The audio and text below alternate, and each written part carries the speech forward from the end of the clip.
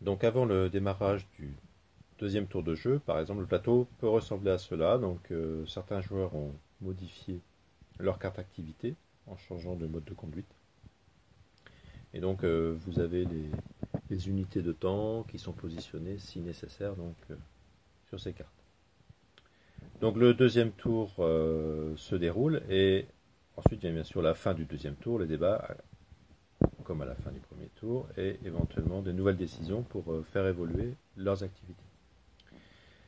Alors, en termes d'évolution, les joueurs peuvent décider d'aller vers un mode de conduite en agriculture biologique, si on prend le cas de l'agriculture, ou adopter des techniques qui vont permettre de réduire encore l'usage des produits phytosanitaires, donc ici des désherbants.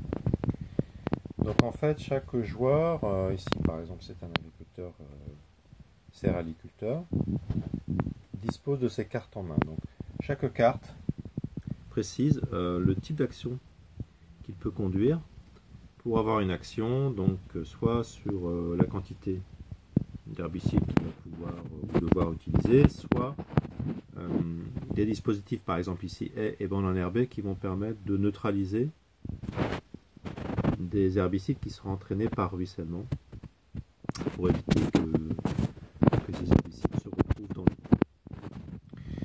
Alors vous pouvez aussi autoriser les joueurs dès la fin du premier tour à positionner une carte de ce type après avoir passé en mode éco-phyto.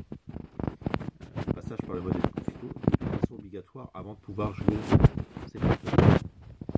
Imaginons que là, vous ayez autorisé uniquement le passage en éco-phyto au premier tour, à la fin du premier tour.